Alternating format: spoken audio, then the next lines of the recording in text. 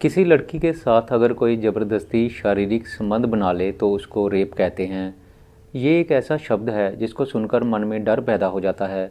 लेकिन क्या हो अगर कोई रेप जैसे इस घिनौने अपराध को, या यूं कहिए कि रेप जैसे अपराध के हथियार को ही अपनी कमाई का जरिया बना ले। जी हाँ दोस्तों, आज की हमारी कहानी राजस्थान की उन दो लड़कियों की कहानी है जिन्होंने रेप केस को एक हथियार की तरह यूज़ किया और इसके बलबूते पर कई लोगों को ब्लैकमेल करके उनसे उनके खून पसीने की कमाई छीनने की कोशिश की। कौन थी वो लड़कियां? क्या था ये सारा केस?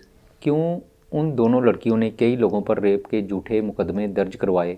मैं आपको सारी कहानी सिलसिलेवार तरीके से सुनाऊंगा। लेकिन उससे पहले एक छोटी सी रिक्वेस्ट है कि अगर आप मेरे इस चैनल पर नए हैं तो चैनल को सब्सक्राइब कर दीजिए और वीडियो को लाइक कर दीजिएगा। तो चलिए दोस्तों, कहानी की तरफ आगे बढ़ते हैं। राजस्थान में कई बड़े बड़े लोगों के खिलाफ रेप और छेड़छाड़ के मामलों की लिस्ट लंबी होती जा रही थी। तकरीबन 28 मुकदमों की फ़ाइल टेबल पर पड़ी हुई थी।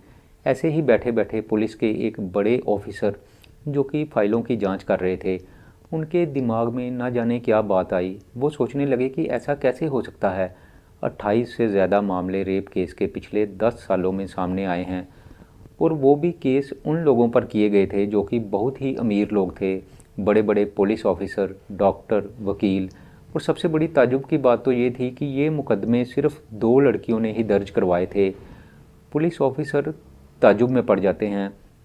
आखिर ऐसी क्या बात थी कि दो लड़कियों के साथ इतने ज़्यादा लोगों ने रेप जैसी घिनौनी वारदात को अंजाम दिया था। ये लड़कियां कभी किसी पर तो कभी किसी पर रेप के केस दर्ज करवा रही थी। दाल में कुछ ना कुछ काला ज़रूर है, ऐसा सोचकर पुलिस ऑफिसर जो है वो इस मामले की इन्वेस्टिगेशन करने के बारे में सोचते हैं। जब मामले की तहकीकात करवाई जाती है तो पता चलता है कि ये सारे मुकदमे झूठे थे। ये लड़कियां अलग अलग नाम के साथ नए नए लोगों से मिलती थी। हर बार इनका नाम बदला होता था, पहचान बदली होती थी। दरअसल ये दो लड़कियां काफ़ी सालों से जयपुर में रह रही थी। उनमें से एक उज्जैन से जयपुर आई थी और दूसरी अलवर से। एक लड़की ने 13 केस दर्ज करवाए थे और दूसरी ने 15 केस दर्ज करवाए हुए थे। ये सारा माजरा क्या था? तो चलिए दोस्तों, समझने की कोशिश करते हैं। जयपुर में वो लड़की जो उज्जैन से आई थी और काफ़ी सालों से जयपुर में रह रही थी, उसने 4 तारीख 2023 को एक गेस्ट हाउस के मालिक के खिलाफ रेप का केस दर्ज करवाया था, जिसमें कि उसने बताया था कि 28 अप्रैल 2023 को बनी पार्क इलाके के एक गेस्ट हाउस में वो रुकी थी। वो रात के तकरीबन 1 बजे होटल में पहुंची थी। उसके पास एक आदमी आता है जो कि उसे गेस्ट हाउस का मालिक बताता है। उसने लड़की को कोल्ड ड्रिंक पीने के लिए दी। उसमें नशीली दवाई मिली हुई थी। जब लड़की ने कोल्ड ड्रिंक पी तो उस पर नशा हावी होने लगा। इसी नशे की हालत में गेस्ट हाउस मालिक ने उस युवती के साथ रेप कर दिया। ये कहना था उस युवती का। युवती कहती है कि वो अकेली थी। अकेले होने के कारण वो डर गई थी और बाद में उसने पुलिस वालों को फ़ोन करके सारी घटना के बारे में जानकारी दी। पुलिस वाले उस लड़की से पूछताछ करते हैं तो लड़की बताती है कि वो होटल मालिक को पहचान सकती है, और इस तरह वो लड़की पुलिस के सामने अपने बयान दर्ज करवाती है। लड़की को कोर्ट में पेश किया जाता है। वहाँ पर उसको बयान दर्ज करवाने के लिए कहा जाता है और मेडिकल जांच करवाने के लिए कहा जाता है, ताकि पता चल सके कि उसके साथ दरिंदगी करने वाला इंसान कौन है। उसका डीएनए सैंपल लिया जा सके। लेकिन जब बारी आती है मेडिकल जांच करवाने की तो वो लड़की टालमटोल करने लगती है। लड़की मेडिकल जांच के लिए उपलब्ध नहीं होती। मामला कुछ संदिग्ध लग रहा था। पुलिस वाले केस की जांच करते हैं तो पता चलता है कि ये केस झूठा था।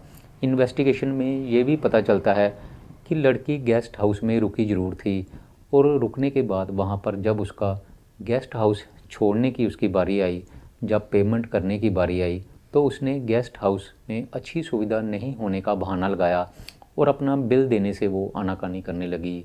बल्कि जो रकम उसने एडवांस में भी दी थी वो रकम भी वापस मांगने लगी थी। और जब गेस्ट हाउस वालों ने उसके पैसे वापस नहीं दिए तो वो गेस्ट हाउस मालिक को धमकी देकर चली जाती है।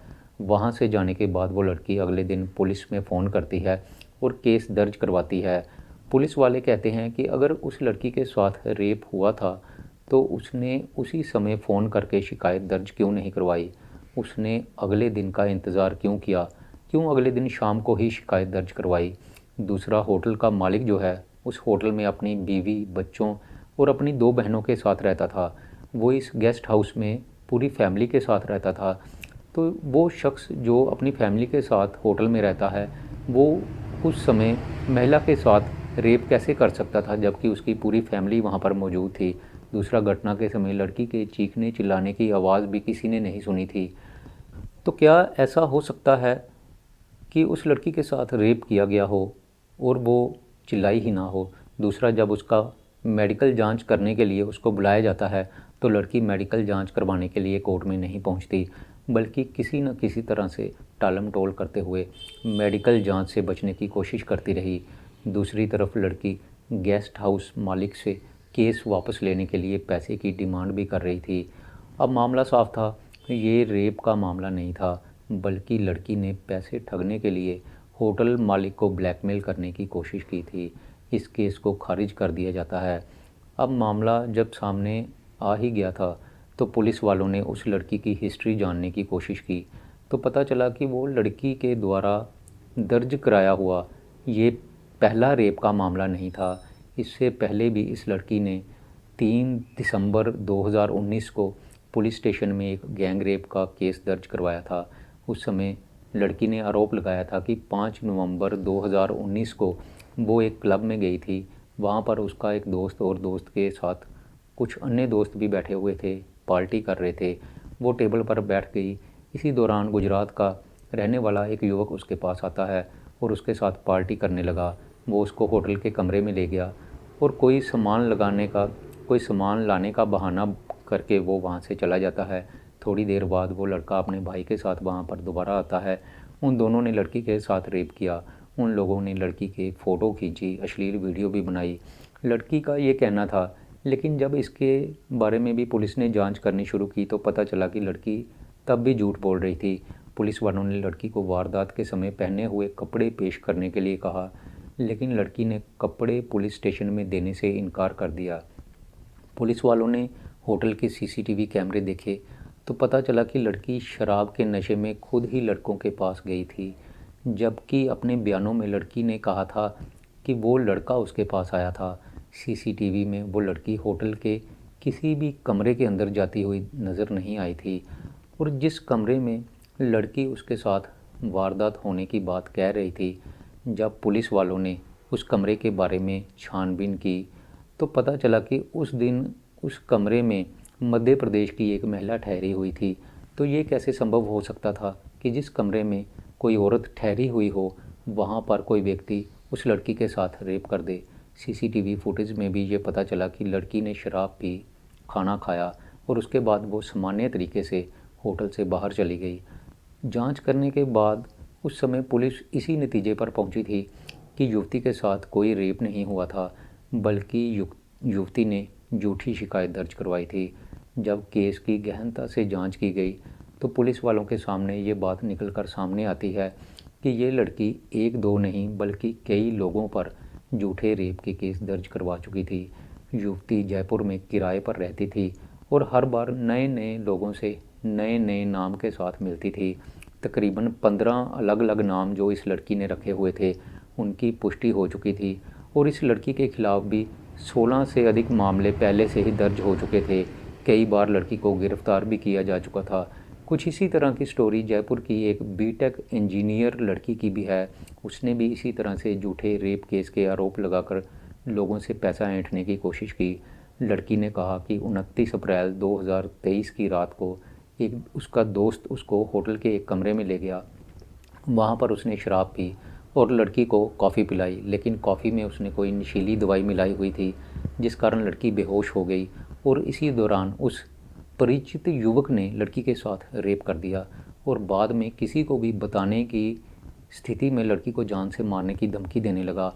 और उसके बाद उस बीटेक पास लड़की ने पुलिस स्टेशन जाकर उस लड़के के खिलाफ यौन शोषण का केस दर्ज करवा दिया। लेकिन जब इन्वेस्टिगेशन की गई तो पता चला कि लड़की ने ही आरोपी युवक को फ़ोन कर के बुलाया था। हर बार लड़की ही फ़ोन करती थी और लड़के ने कभी भी उस लड़की को फ़ोन नहीं किया था। वो खुद ही पहले लड़के के साथ नज़दीकी बढ़ाती रही और घटना वाले दिन भी लड़की ने उस लड़के को फ़ोन करके बुलाया था। होटल में एंट्री करवाने के बाद दोनों अपनी मर्ज़ी से रूम में जाते हैं और आपस में शारीरिक संबंध बनाते हैं। उस समय भी लड़की चीखी या चिल्लाई नहीं थी। वापस आने के बाद भी लड़के से सामान्य तरीके से वो बातचीत करती रही और कुछ दिनों बाद उस लड़की ने कोर्ट में जाकर लड़के के खिलाफ़ केस दर्ज करवा दिया। पुलिस वालों ने लड़की को रेप के दौरान पहने हुए कपड़ों को कोर्ट में पेश करने के लिए कहा, लेकिन लड़की ने कपड़े जमा नहीं करवाए और जांच करने के बाद ये पता चला कि पहले तो लड़की ने अपनी मर्जी से उस लड़के के साथ शारीरिक संबंध बनाए थे, लेकिन कुछ देर बाद जब दोनों के बीच झगड़ा हो गया तो लड़की ने उस लड़के को सिर्फ सबक सिखाने के लिए ही उसके ऊपर झूठा केस कर दिया। लड़की के ऊपर इससे पहले कई और मामले भी दर्ज थे। लड़की ने भी कई लोगों पर मामले दर्ज करवाए हुए थे और इन सब मामलों की पैरवी के लिए भी लड़की ने जो वकील हायर किया हुआ था 2023 में, लड़की ने उस वकील के ऊपर ही रेप का केस दर्ज करवा दिया था। इस मामले की भी जब जांच की गई तो पता चला कि इस लड़की ने वकील की फ़ीस नहीं दी थी। वकील ने जब बार बार फ़ीस के लिए लड़की पर दबाव बनाया तो लड़की ने उसके ऊपर ही झूठा रेप का केस दर्ज करवा दिया। लड़की के बारे में जब और गहनता से जांच की गई तो पता चला कि इस इंजीनियर पास लड़की ने इससे पहले एक और वकील पर मुकदमा दायर करवाया था। दरअसल उस समय लड़की ने एक अन्य एडवोकेट से संपर्क किया। ये एक दूसरा एडवोकेट था। वो लड़की उसको वकालत की प्रैक्टिस के बहाने फ़ोन कॉल करने लगी। वकालत की प्रैक्टिस करने के लिए एडवोकेट के पास जाने लगती है। कुछ दिनों बाद लड़की कहती है कि मुझे थोड़े से पैसे की ज़रूरत है, इसलिए मुझे 10,000 रुपये दे दीजिए, मैं थोड़ी देर बाद आपको लौटा दूंगी। जब एडवोकेट ने लड़की से अपने पैसे वापस मांगे तो वो लड़की टालम टोल करने लगती है। एडवोकेट ने एक दो बार उससे पैसे वापस लेने का जो उस पर दबाव बनाया तो लड़की ने उस एडवोकेट को ही ब्लैकमेल करना शुरू कर दिया और एडवोकेट से हर हफ्ते 10,000 रुपया लेने लगी। 2-4 बार तो एडवोकेट ने पैसे दे भी दिए, लेकिन जब पानी सर से ऊपर जाने लगा तो एडवोकेट ने पैसे देने से मना कर दिया। उसके बाद उस लड़की ने ज्योति नगर थाने में एडवोकेट के ऊपर ही रेप का केस दर्ज करवा दिया। दूसरी तरफ एडवोकेट ने भी उस लड़की पर ब्लैकमेल करके पैसे ठगने का केस दर्ज करवा दिया। दरअसल इन दोनों लड़कियों का काम यही था, ये सोशल मीडिया के माध्यम से बड़े बड़े अमीर लोगों की डिटेल निकालती और फिर खुद ही उनसे संपर्क स्थापित करती थी, उनको अपने जाल में फंसा लेती, फिर उनको होटल के कमरे में बुलाकर उनके साथ शारीरिक संबंध बनाती थी और उसके बाद उनका ब्लैकमेलिंग का काम शुरू हो जाता। अगर तो आरोपी जो है वो समय पर इनको पैसे देता रहता तो सब कुछ ठीक ठाक चलता रहता। जब वो पैसे देने से मना कर देता तो ये लड़कियां उन पर केस दर्ज करवा देती और फिर उनको केस वापस लेने के बदले में उनसे लाखों रुपए की डिमांड करती। तो दोस्तों, इस तरह अगर वो पुलिस ऑफिसर उस दिन इनकी फाइलें नहीं खोलता, इन्वेस्टिगेशन ना करवाता, तो ना जाने ये लड़कियां और भी कितने ज़्यादा लोगों को इस तरह ब्लैकमेल करती और ना जाने कितने ही बेकसूर लोग जो हैं वो इनके शिकार बनते जाते। दोस्तों, मेरी आज की ये कहानी यहीं पर ख़त्म होती है। मैं फिर आऊँगा आपके लिए एक नई कहानी लेकर। तब तक के लिए नमस्कार, शुक्रिया।